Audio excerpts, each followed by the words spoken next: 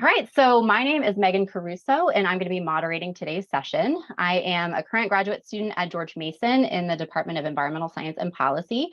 But prior to coming to Mason, I spent the last 15 years as a science educator. I've taught everything from outdoor education and nature camps. You can see in the picture, these are my fifth grade beekeepers, all the way up through college level biology and environmental science. And I was first introduced to systems thinking when I taught IB, Environmental Systems and Societies, actually here in Fairfax County. Some of you might be familiar with that course. But I really appreciated how much it pushed my students kind of to think beyond their natural inclination towards linear thinking and black and white thinking. But it is, I definitely found it challenging to get my students to understand these really complex systems interactions and dynamics. And I'm guessing it's possible that some of you have found that as well, and that's why you might be here today. So luckily, we have three panelists who are willing to share their experiences and tips and strategies for incorporating systems thinking skills into the classroom. We have Mo Ahmed from the Center for Climate Change Communication, 4C here at Mason. We have Dr. Jeremy Campbell from the Institute for a Sustainable Earth, and we have Dr. Ben Mansky from Next System Studies and Mason's Department of Sociology and Anthropology. So here you can see the structure for today's webinar. I'm going to give a very brief introduction and talk about the goals for our session. We'll have one short interactive activity. I'm also, in just a bit, I'm going to open 3 poll questions that we would love for you to answer. These are just demographic questions just to get a sense for who's here and what is your experience in teaching systems thinking and some of the pedagogical tools that you're already using. So that would be really helpful for us to know. We will then move into our 3 10 to 15 minute panelist presentations. We are on a relatively tight time frame today, so we are going to move from one panelist to the next. If you do have a pressing question, you are absolutely welcome to put that question in the chat, and our panelists will do their best to answer your question within their presentation or maybe slightly after if we have time. But as you can see, we are attempting to leave some time at the end of today's presentations to have a more formal question and answer session where you can ask our panelists or provide any comments that came to mind throughout our panelist presentations. So before launching into our panelist presentations, I would like to take a moment to recognize the complexity and breadth of the topic of today's webinar. Systems thinking is definitely both inter and multidisciplinary in nature and means different things to different people. So the diagram that you're looking at comes from a 2015 paper by Arnold and Wade, and they did a literature review of systems thinking definitions, and then they used a systems approach to map out the commonalities within those definitions. So as you can see, a lot of these definitions do seem to have common themes. So complexity, interconnectedness, feedback, et cetera. But different disciplines, individual researchers, educators, they emphasize different aspects and they utilize different components for different reasons.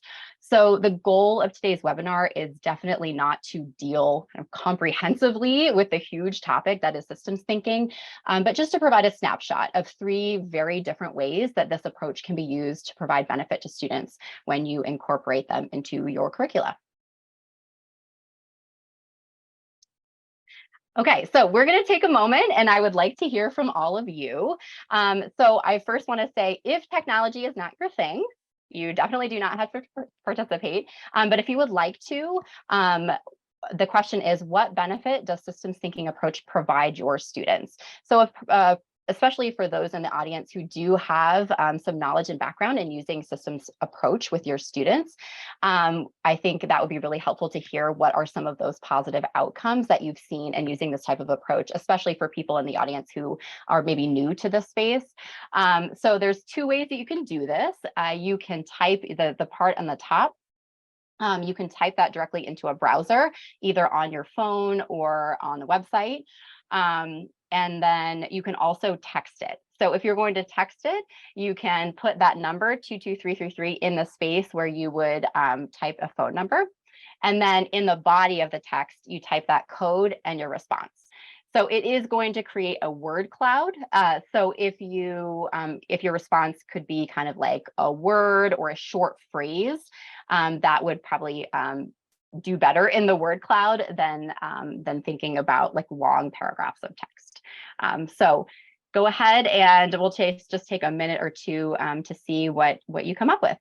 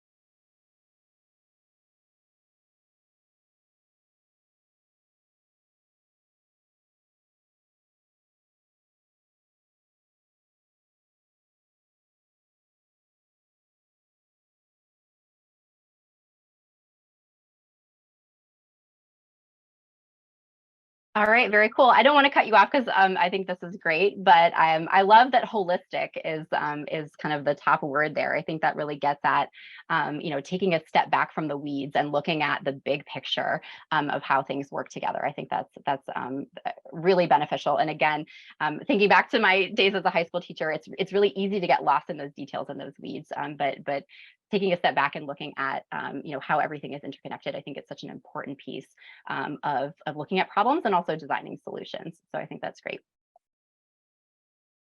All right. Oops. There we go. Okay, so we have two major goals for today's webinar. As I mentioned before, we certainly hope you will gain some useful tools or insights that you can take back to your classrooms. Additionally, we held a workshop this fall on a similar topic, and we collected resources from a lot of our colleagues who were generous enough to share strategies and tools that they found successful in teaching systems thinking. The link to the website where the resources have been collected was emailed out to you using the email that you signed up with the webinar. It's also been in the chat a few times. It's also at this QR code. Okay, so you have a lot of different ways to access it. And I will share the same thing, the QR code and the link again at the end of the webinar. And I will say that this is an ongoing collection. So we would love to have the benefit of your expertise as well, if you're willing to share it. So if you would like to contribute resources to this website, please contact Jeremy Campbell. I'm going to give his email. I'm sorry, Jeremy, I didn't get your permission to do that, but I'm going to give his email at the end of the session. So you can contact him if you would like to, if you have some teaching resources that you'd like to put up in this space. So at the moment, I'm also going to turn the mic over to Dr. Carrie LaCharity, who is going to be thinking about an additional opportunity that has come up to contribute resources as well. Okay, so one of the things that came up in the our retreat in the fall was possibly putting together some of the resources, some of our experiences, and possibly putting it together into an edited book. And there are several examples out there already, in not necessarily in systems thinking, but certainly putting together book chapters that look at how you teach, what students' experiences, their learning objectives, how they evolved. And so please just be on the lookout, or if you're interested, reach out to any one of the organizers, and we'll start pulling this together. Thanks. Great. And Carrie, I put your email at the end of the presentation without your permission as well. So sorry to all of those.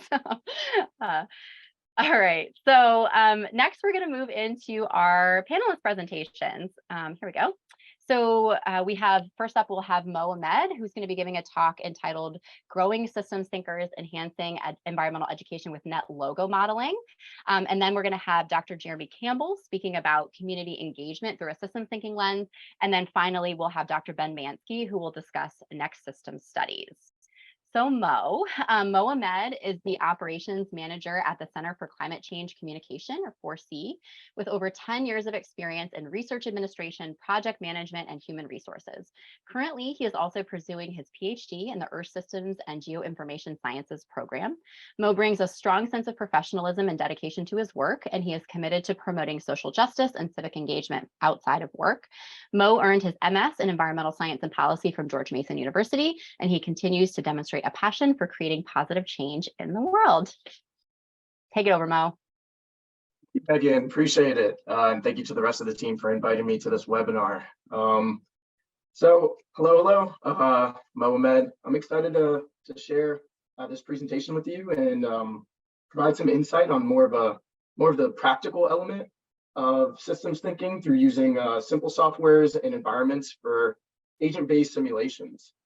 So specifically, what I'm presenting today will be a quick overview on how you can get started on your training on training your brain to apply systems thinking in your everyday. And we'll be using NetLogo as the modeling platform. So I'm not an expert. I only recently started using the NetLogo environment after taking a course actually last semester with Dr. Taylor Anderson, shout out from the GGS department. And the course was on spatial agent-based modeling of disease spread, but I've since been exploring the tool deeper and applying it in creative ways. So happy to share that with you all.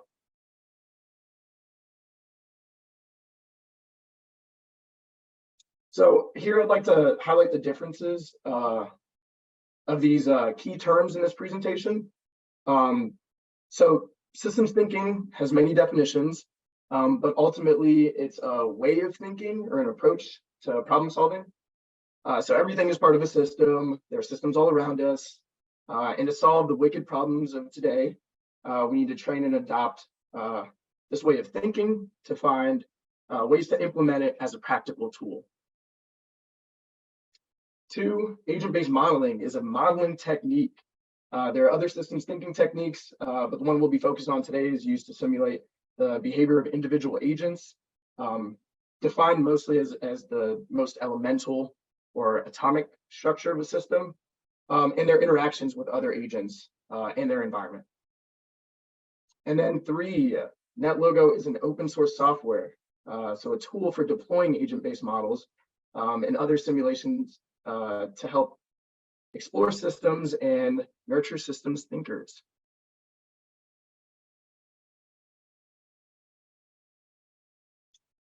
Quickly, once you start exploring NetLogo, you'll see that there are many advantages to using NetLogo, including it's user-friendly and takes pretty minimal programming experience. I really don't have very much programming experience, but was able to pick this up in a semester and start exploring creative ways to deploying it in my everyday. So it's loaded with lots of drag and drop features.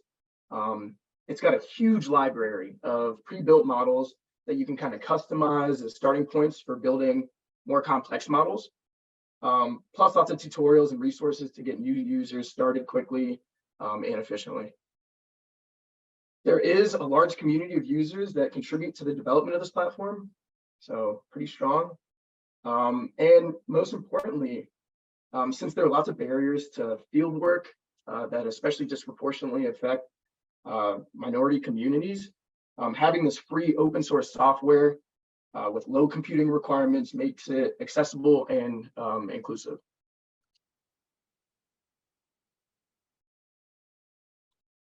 So this is the full feature option for using NetLogo is by downloading the software from their homepage. But there's also a convenient web browser version you can easily deploy. So you can access this via the teaching resources for systems thinking page on the ISE site provided to all the participants. It'll be located, actually it's up here at the top. These are both links to access, and in the modeling platform section down here, NetLogo.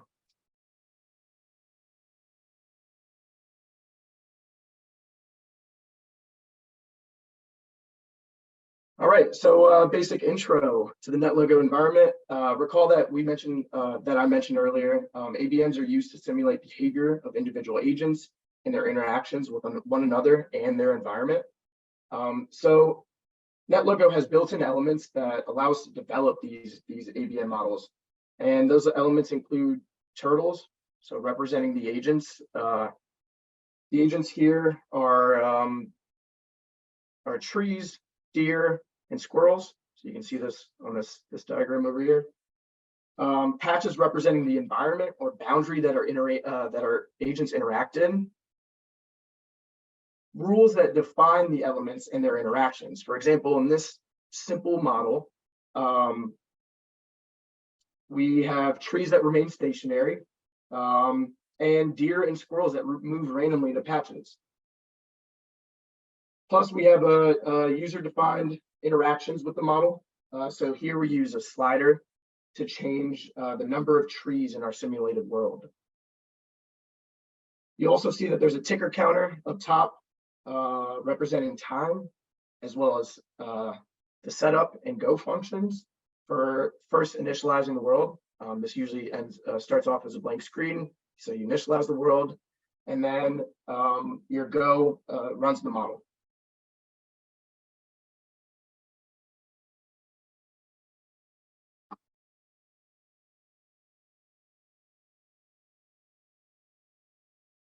I'm going to go into a few model examples of the different categories of models that we could see applied. So this first one is an Earth systems model. So this is a simplified representation of the Earth's climate system, which includes the atmosphere and land patches. So you've got these patches over here that are blue, atmosphere. You've got the land up top, green.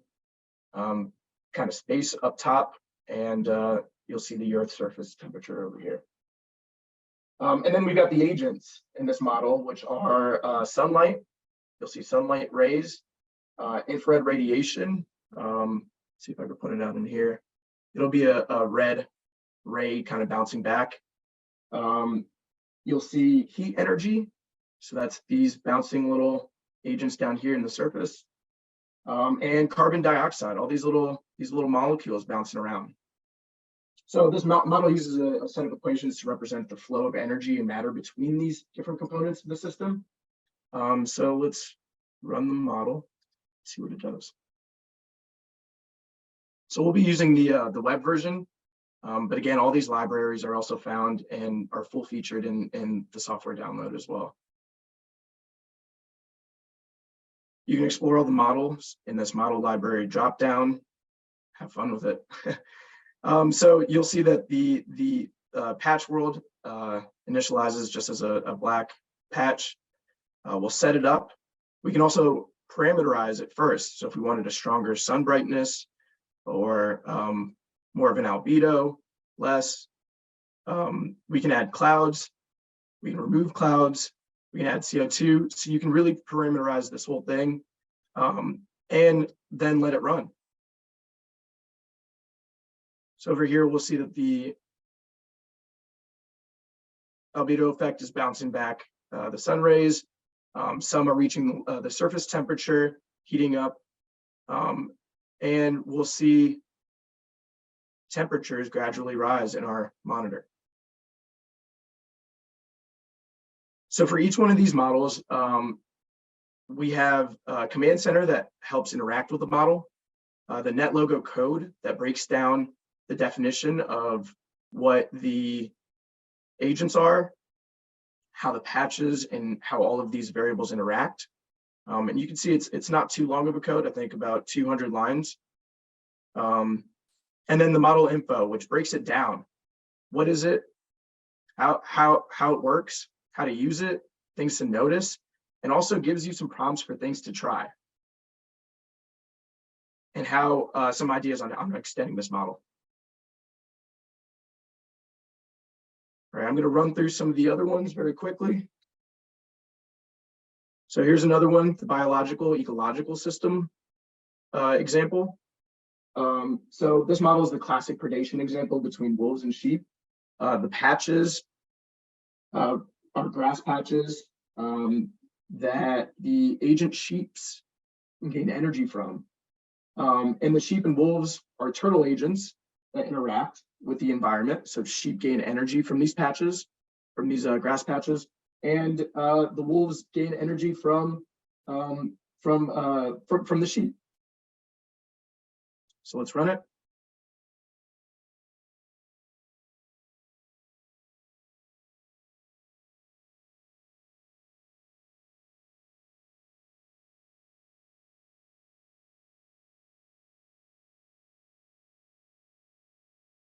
All right, so we're going to initialize this with 100 sheep, 50 wolves. We'll have some grass regrowth. Sheep gain from food. That's the energy that they gain from it. And then wolf gain from food, and we'll see what this model and its parameterization does. We can speed up the model. So you'll see that there's back and forth.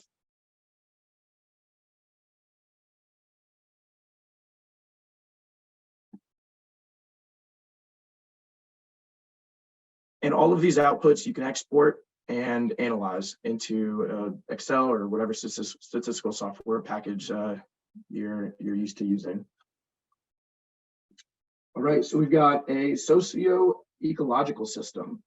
So this is the epidemic model in the NetLogo model library. All of these are in the NetLogo model library, so you can always explore. And this one is particularly assimilates the spread of infectious disease in a population.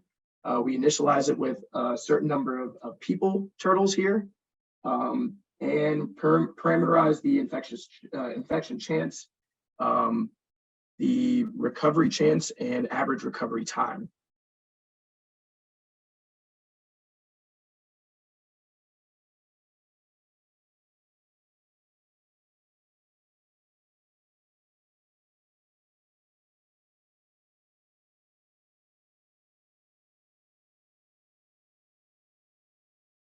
So here we'll set it up with 100 people and the preset parameters for infection chance, recovery chance, and recovery time. And you'll see that it started off initialized with a few infections, then spread. You'll see the white susceptible population kind of diminish. Then you have a recovered rate recover in green, and infection continues until the infection is no longer, the contagion is no longer. So lots of different ways to expand this model. And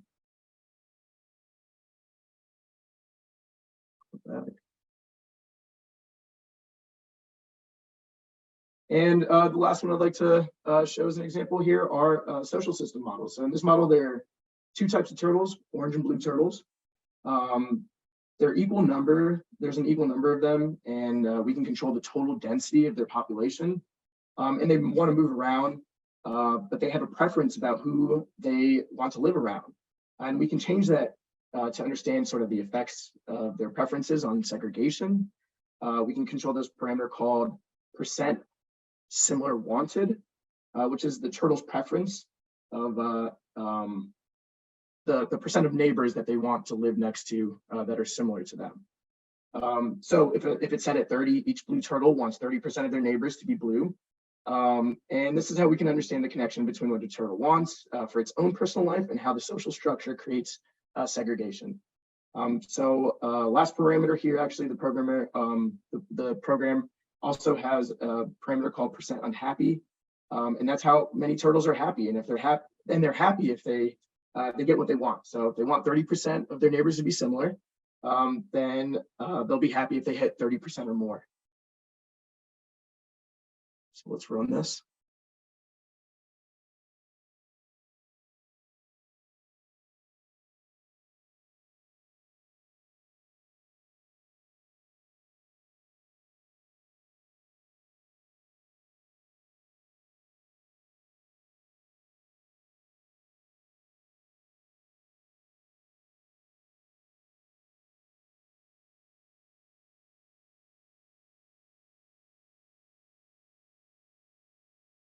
Here we can see that it sets up pretty dispersed, and then as the model moves, you'll see these clustering patterns of segregation. And that's usually hit in this model around 30%. So if we were to lower it, we might not see that kind of clustering. But if we were to increase it, it would go at a more rapid rate. So you can see these patterns develop in this. So that's all the models I wanted to share. This was just an example of an easy, accessible, practical tool to deploy. Let's see. And yeah, that's it. Thanks for having me. Appreciate it. Thanks so much, Mo. Yeah, NetLogo is such a great tool, and so I think user-friendly, great for kind of undergraduate audiences. So thank you so much. Yes. Next up, we have Dr. Jeremy Campbell, who is the Associate Director for Strategic Engagement with the Institute for a Sustainable Earth. He is a cultural anthropologist who studies land conflicts and environmental change in the Brazilian Amazon. His research explores how indigenous practices of ownership and belonging are mobilized to counter socio-ecological devastation in the region. He collaborates on land demarcation efforts with indigenous communities and is the president of the Society for the Anthropology of Lowland South America. Thanks, Megan, for that great introduction. And thanks, Mo, for introducing me to a whole new technique, a whole new tool to teach and think through systems thinking. We're going to shift gears maybe from kind of the computational modeling, which I want to learn a whole lot more about, into kind of the real world classroom beyond the four walls of the classroom by thinking of community engagement as a way to teach, a way to really also begin to engage with complex interwoven systems, especially social, ecological, but also health-related, political systems, et cetera. So I want to start by just providing a little bit of a context for how we might think about community engagement as a way to do systems thinking and to teach systems thinking in our classrooms, with the caveat to Mo's point about accessibility and about inclusivity being an incredibly important factor, right? Not everyone can simply, integrate a community engagement sort of element into classes, nor should they, because this is hard work. To do it right, it takes time, but it can be incredibly rewarding both for community partners and for students. I've had great success in sustainability studies classes, in my anthropology classes and environmental studies classes as well, bringing a variety of disciplines together, a variety of kind of conceptual tools together, because you need them all in your toolkit to meet people where they are and to meet communities which are inherently complex systems, where there's emergence, there's all the kinds of things that Megan was talking about at the very top, which we know and love as systems thinking. And so with that kind of small introduction, very short introduction, I'll dive into some work that I've been doing over the past 2 years with the Chickahominy and Upper Mattaponi nations right here in Virginia on the Tidewater region. This actually is an image of the Chickahominy River. So we'll go into a community and then have hopefully some time for follow-up questions when we get there.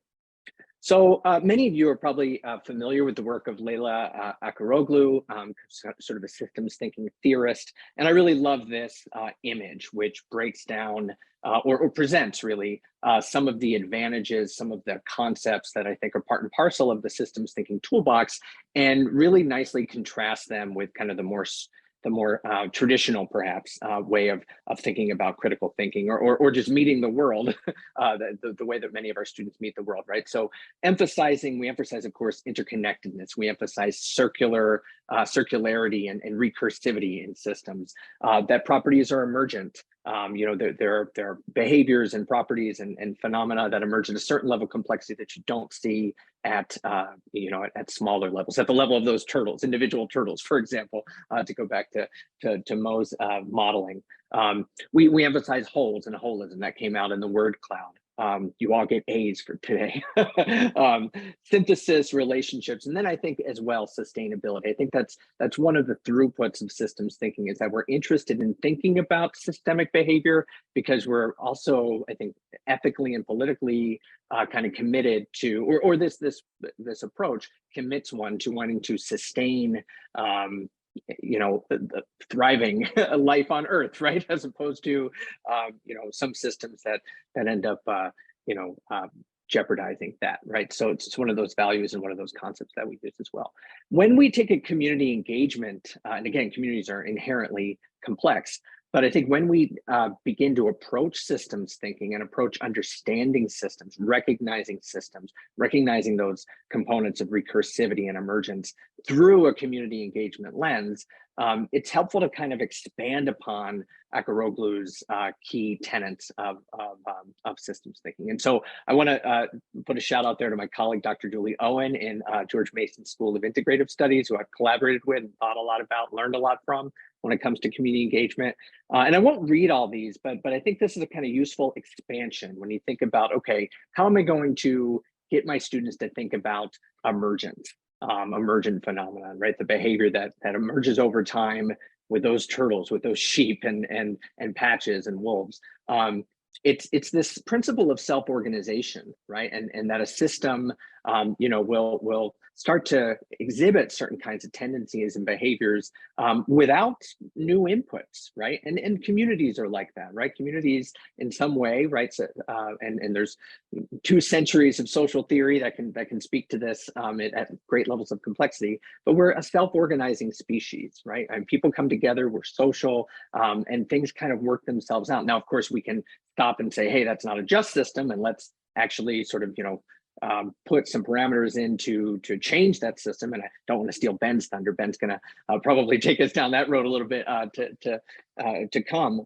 But when we look at communities as the place where we're starting to expand the classroom, starting to learn about community complexity, and especially communities that are rest in and that are situated in certain kinds of ecological, economic, social, and political circumstances, there's a tremendous amount of complexity there, but it's a complexity that we all can also reflect upon how we live in communities like that as well, right? All of us are part of multiple systems. And so breaking it out into kind of the world as our classroom allows for students to reflect upon all of these components and begin to learn through doing, right? And we have tremendous pedagogical research that shows the advantages of just that kind of teaching. So I take the stance that community engagement it always requires, and this was my caveat at the beginning, that it's difficult to do. It can't really be just sort of slapped together at the last minute or added on as a kind of afterthought appendage to your course. Instead, it really needs to, if you're going to do it, you really need to build it in methodically and build it in deliberately and systemically in how you think about your learning outcomes, how you think about your course design, how you think about even the activities, and most importantly, how you are going to approach and curate the relationship with an external actor, external to the university in this case. So community engagement always requires ethical, sustained, and reciprocal engagement with partners.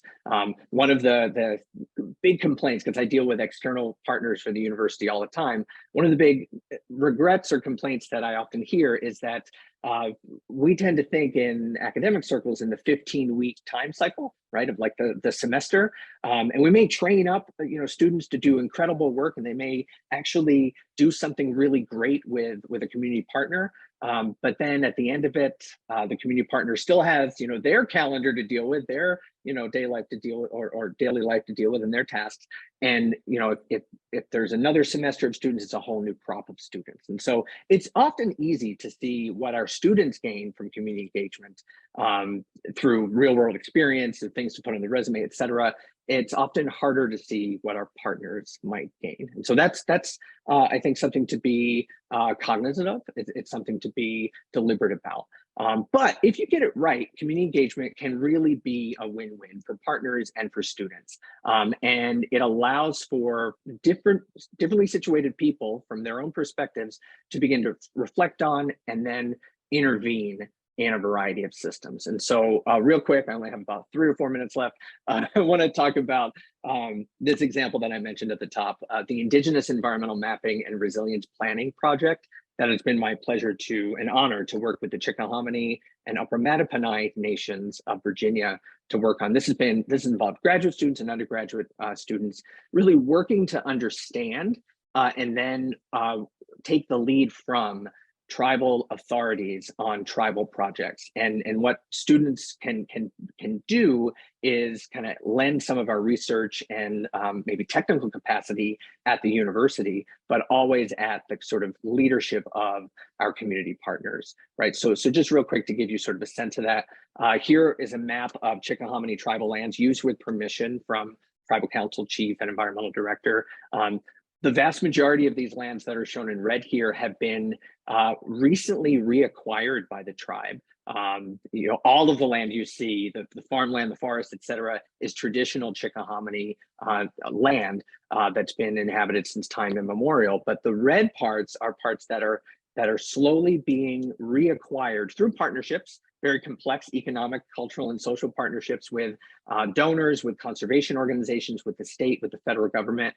And what the Chickahominy have asked us to do is to begin to survey those rematriated lands or repatriated lands. And I won't go into the distinction between that right now, but what we've been able to do is take wildlife survey teams out to some of these properties, and we've been able to do real in-depth surveys of bird species, mammal species, and some invertebrates as well. And this is a table of birds up here, which is really interesting kind of indicator list of the broader health of the ecosystem, right? If you want to do a kind of rapid assessment of an environment, you can see in the green map or the green outline of the map on the left that this particular property is in part farmland, in part sort of riparian, kind of wayside, right, forests, et cetera. So it's a mixed environment, and the bird species indicate the kind of indicate a lot about the plants that might be there, indicate a lot about the water quality and air quality. So we're beginning to get a kind of assessment, baseline data of the social, or sorry, the ecological complexity that exists in this place to inform political decisions or decisions that the tribe as a polity will make about what to do with these lands that they are coming into possession of. The broader historical and ethical and kind of power dynamic here is that this is, we need to understand this in the context of a system of racialized oppression, of dispossession, of slavery and plantation economies and colonialism that made it very difficult for Chickahominy to have a traditional relationship with the land over the past 4 centuries. But this is an example of kind of working towards justice, working towards restoration, working towards counter mapping, and using technology like GIS, computer modeling, and the like to inform those tribal decisions. Again, very complex systems in their own right, but it's a way to begin to do some of this work. I'm going to skip right over the Upper Mattaponi work, which is very similar. I had a cool graphic that I wanted to show you. Well, here it is.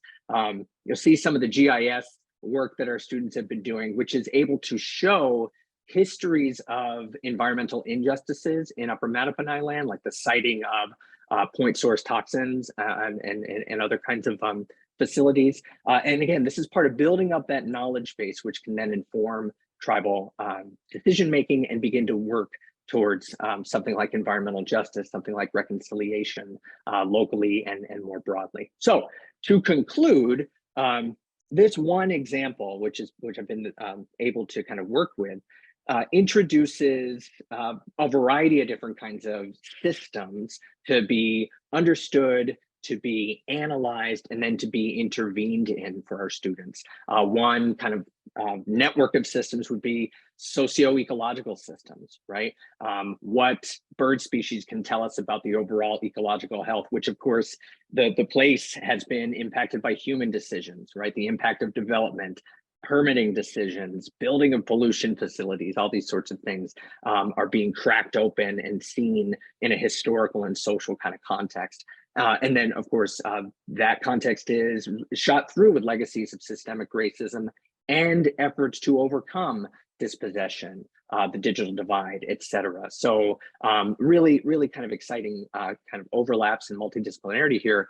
I'll say as well that involving students in this work always engages various protocols, right, of how one should best arrive in a community, how one has to arrive with humility and with deep listening, how one has to observe one's own university's human subjects protocols, but that's important, and we certainly cover that and should cover that in a kind of community engaged way to do systems thinking, but even more importantly, how to be sort of a responsible member in a community and maintain those relationships over time. It's really great practice for that kind of orientation as well. So no doubt at your own universities, if you're not at Mason, you have something similar to our wonderful organization here at Mason called CECL, which is the Community Engagement and Civic Learning House. You can't and shouldn't go out and just sort of cold call a community organization without any training, or cold call a tribe or anything like this. Instead, seek out people who have this experience. Seek out people who have some of the real great ways to map these opportunities. They may have the contacts, right? But also how to map the opportunities for community engagement onto pedagogical outcomes. That's really crucial. And so CECL is a wonderful resource for doing just that at Mason. And I'm sure they'd be happy to work with non-Mason folks as well.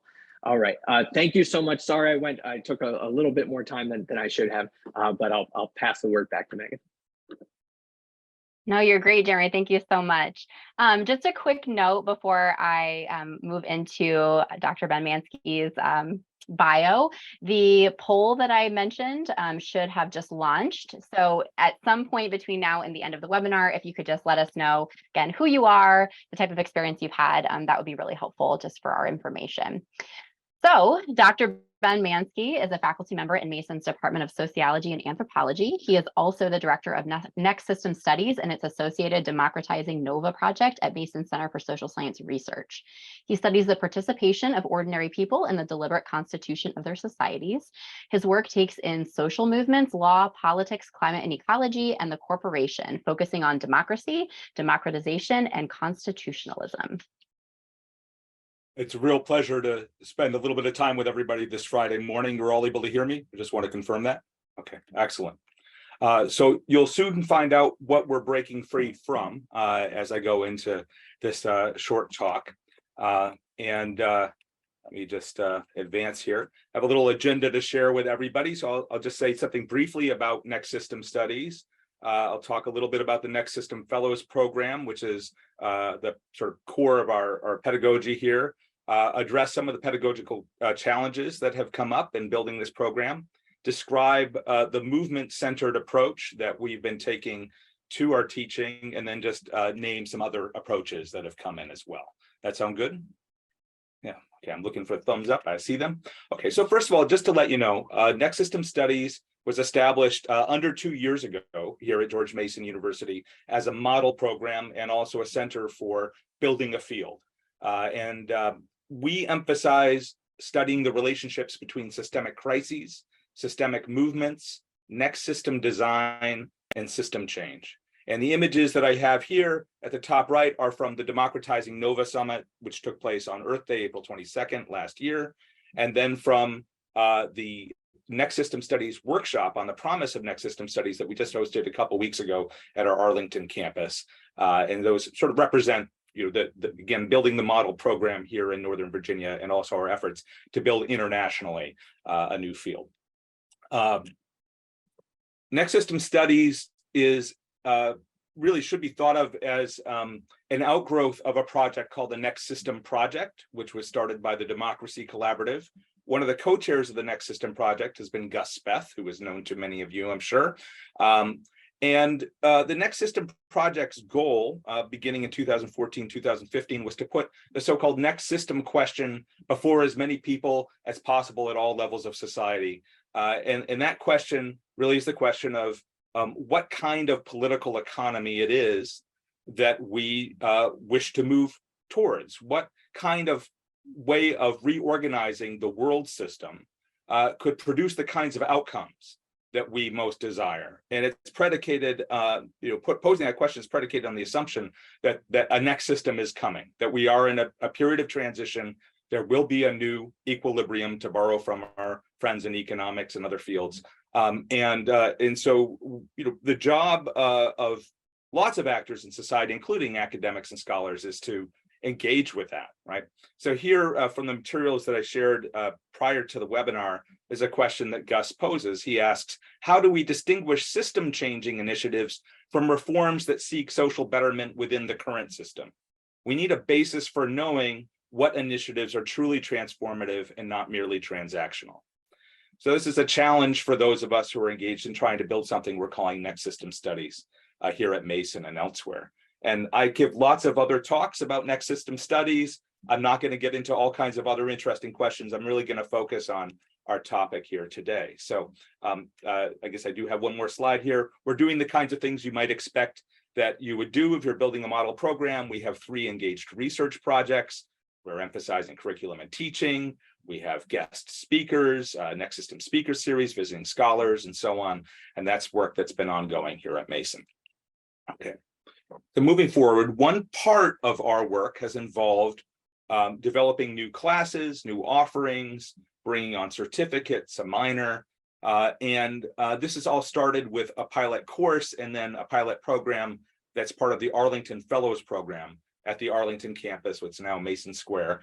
This is a picture of our first 8 Next System Fellows from last year. We have 8 Next System Fellows this year. And essentially, this is a project in which they enroll in the same 4 courses together. So it's a cohort experience. They take a course seminar, they take a course on power, politics, and society, they take a course on technology and society, and they also do 6 credits of engaged research as interns through an internship practicum course. Okay. And for these students, we raise, again, these 4 Next System questions, and we're constantly thinking about how to introduce these questions to our students and to ourselves through our coursework. And again, these are questions having to do with the relationship between systemic crises, systemic movements, system design, and system change. So what are the logics of these times? That's the question that's raised through the study of systemic crisis. What do movements know about these crises? How have they constructed the crises? What have they learned about it? What kinds of questions are movements raising in the face of these crises? So this ties into a lot of what you were just saying, Jeremy. System design, where do we need to go? So in terms of systemic movements, what are movements telling us about where we need to go, right? And then system change, what are the pathways for getting there? How might we get there? So that's gone into constructing syllabi and so on. In the course of doing this work, there are a number of challenges that we confront, and I'm happy to say that Mason students have done a fantastic job of confronting these challenges in my experience over the last couple of years. And I'll introduce a few of these. One of those is the challenge of closure, of positivism. So that's what we're breaking free from, right? The tendency to always want to bound our research questions and to not look beyond even as we do that. So closed system thinking is always a problem. Eventism is a form of closed system thinking. If you're studying social movements, it's the bane of social movement scholarship. Let's study this uprising, let's study this phenomena without looking at the larger process. And of course, problems of disciplinarity that we all engage with. So how do we break beyond closed system thinking? Related to this are all kinds of scalar problems. The tendency towards unilevel analysis as opposed to multi-level analysis, right? Different approaches that emphasize macro or meso and micro, but are unable to develop research design that operates at all levels at the same time. There's 2 types of scalar fallacies that come into a lot of the way in which our students come to us. One of those is what I call the dauntingness of big things. So just the inability to take on the big world system macro questions, just the fear of taking that on. When, of course, you can't build the next system in just one country or just one community. And also the power of tiny things, the desire to see things that are operating at the micro and even the nano level as if they weren't even real. So the ideal material dichotomy is an example of this. Things that are happening in here can't change the world. How do we bring that in? And then, the question of possibility. How do we bring in the analysis of counterfactuals to our research design? Right? Most of the methods our students are taught don't allow for the possibility of evaluating counterfactuals. That's a thing. That's to say, things that are not facts. They are not actually present in the world, but they are possible. And it can be quite difficult to study emergence and the future. But of course, if we're studying the next system, that's our job, right? So these are some of the challenges in terms of teaching. And so one of the central approaches that we've taken in addressing these challenges is to develop what I call a movement-centered approach. So this is an image I took from underneath the umbrella in Glasgow. I was part of the labor contingent at the climate march in Glasgow at the COP26 meeting the other year. Really sort of focused on what it is that we can learn from systemic movements. And when I say a movement-centered approach, I just want to distinguish between movement and structure here. So here we have classic images of the 1960s Black civil rights movement. You have Dr. King at the seeing the construction of the Berlin Wall, a structural explanation for the relative success of the Black civil rights struggle of the 1960s. Might say, okay, this is there's structural conditions that create opportunities for the success of the civil rights movement.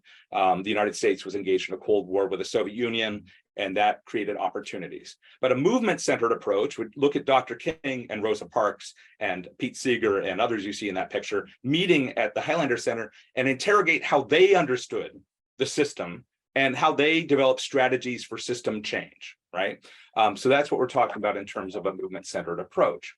I'll skip through here a little bit. The kinds of movements that we're really interested in next system studies are movements that are really working with large numbers of people to replace the current world system with a new one. Okay, so there's all kinds of other movement activity, but I would argue that in the 21st century, we have seen the reemergence of systemic movements in a big way here in North America, and that's quite significant. There are different kinds of systemic movements. There's revolutionary movements, transformative movements, reconstructive movements. I won't get into what I mean by each of those. Sometimes movements exhibit multiple characteristics at the same time. And generally speaking, historically, we know that systemic movements emerge out of anti-systemic movements. So the movement against global warming becomes the climate justice movement. The movement against police brutality becomes the abolitionist movement. The movement against corporate power in the 1990s becomes the democracy movement in the United States. So that's what I'm talking about when I'm talking about systemic movements. We're getting there. Okay.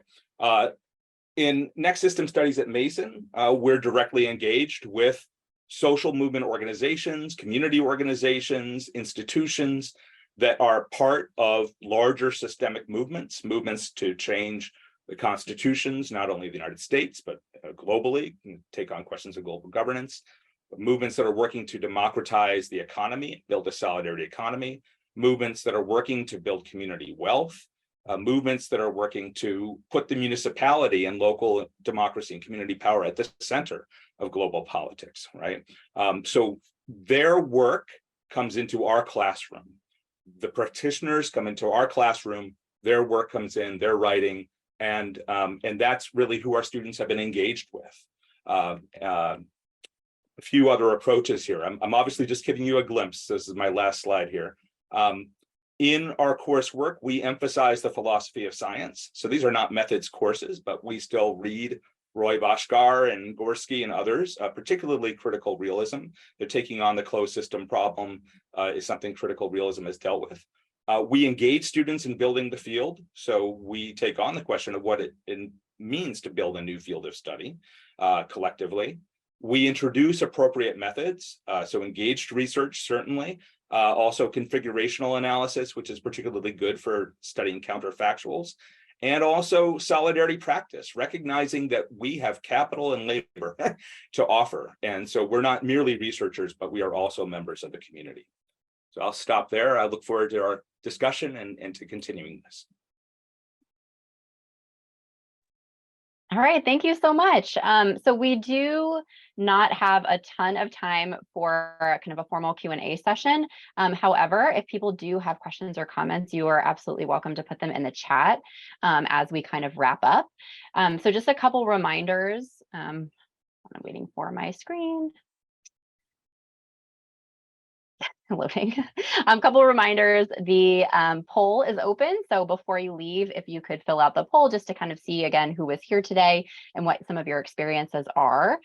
A couple of reminders as well about our resource collection. So there are two ways that we're hoping to collect resources if you would like to be involved with those things. So one of them is to contribute to the collection of teaching resources that is being hosted at the ISC website. So there's the URL to the website, the QR code to the website just for you to have the resources. But then if you do have anything that you'd like to contribute to that, then there's Jeremy's email there. And you can certainly also reach out to any of us as well. And then there is also the potential for the edited volume of teaching resources if you would like to reach out to Carrie LaCharity or any of us again as well, but that is her email. So again, I will watch the chat for any questions or comments that you want to throw out to our panelists. But I do, before we go, I do want to say just a couple of thank yous. First of all, we do need to mention that this webinar was made possible through a curriculum impact grant that we were awarded through George Mason University. And that is what has allowed us to host the fall workshop and then today's webinar, and just to do some work around, doing a better job of incorporating systems thinking into some of this undergraduate curricula. So that has been really important for us this year. And then of course, thank you to all of our panelists today and our attendees. And again, we hope you will share some of your expertise with us and adding to our growing collection of resources, and just knowing that this is a continuing conversation and that we are all striving to do what we can and learn from each other. So we hope you will continue to either contribute resources or just keep in touch with what's going on in your classroom at your university if you're not from Mason, and we can collaborate together. So thank you so much. And again, panelists maybe can stick around for a couple minutes if people do have questions, but otherwise that's the end. So thank you so much.